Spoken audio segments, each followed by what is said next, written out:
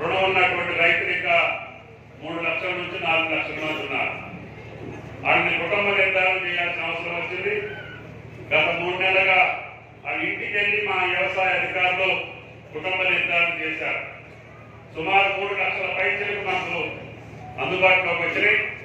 రేపు 30వ తారీఖున మహబూబ్ నగర్ లో జరిగే రైతు పండుగలో ఆ 2 లక్షల మంది 3 లక్షల మంది రైతులు ఏదైతే నిర్ధారణ చేశామో తెల్ల కార్డు లేనటువంటి 2 లక్షల అప్పు ఉన్నటువంటి రైతులు, అదేవిధంగా ఆధార్ కార్డులో నెంబర్ తప్పు ఉన్నటువంటి రైతులు, బ్యాంక్ అకౌంట్ లో మిస్టేక్ ఉన్నటువంటి రైతులు, అదేవిధంగా పేరు కూడా తప్పు పడ్డటువంటి రైతులు అందరినీ కూడా సరిచేశాం.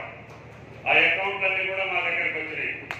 కొన్ని బ్యాంకులు ఆ రోజుకి లిస్టు పంపించరా, కరెక్ట్ అయినటువంటి 2 అప్పు ఉన్నటువంటి రైతుల లిస్టులలో కొన్ని బ్యాంకులు 58,000 మంది రికార్డులు మాకు రాలేదు.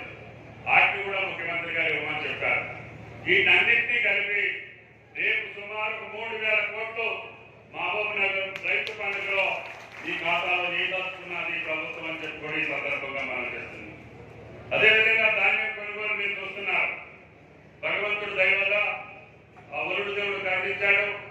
భారతదేశంలో ఈనాడు అత్యధికంగా వరి పండించినటువంటి రైతు నా తెలంగాణ రైతాంగం చెప్పుకోవడం ఈ సందర్భంగా మనం చేశాం. ఇప్పుడు మరి కోల్డ్ స్టోరేజ్ కూడా అడుగుతుంటాం.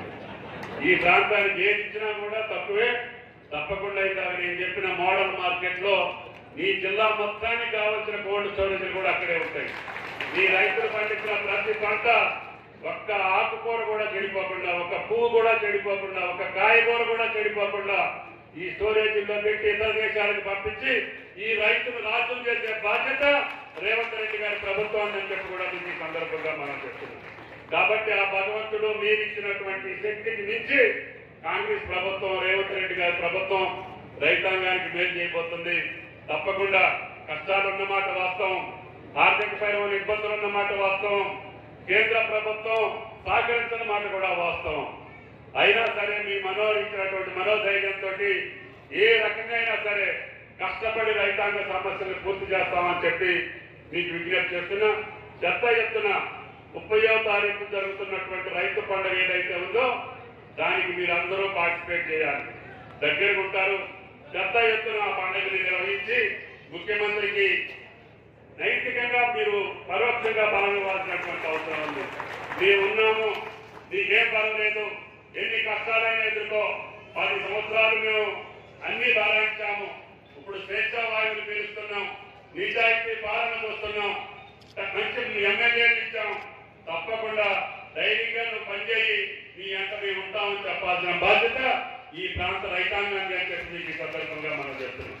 రేపు ఉదయం 10 గంటలకి వీలైతే రైతాంగ సోదరులు, అదేవిధంగా పిఎస్సి ప్రెసిడెంట్లు అందరూ కూడా ఎగ్జిబిషన్ కూడా 3 రోజులు పెట్టాం.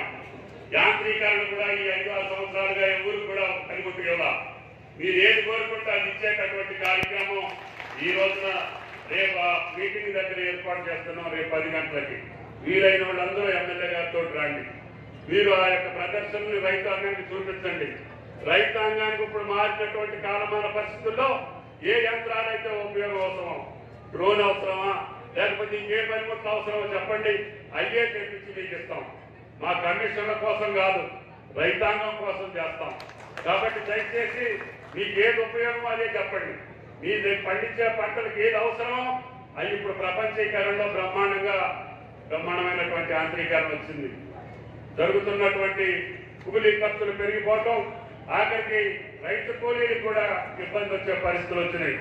కాబట్టి దయచేసి యాంత్రీకరణ ఏకైక మార్గం. దానికి ఎన్ని కోట్లైనా సరే తీసుకొచ్చి రైతాంగాన్ని ఆదుకుంటామని చెప్పి కూడా మీకు ఈ సందర్భంగా మనం చెప్తున్నాం.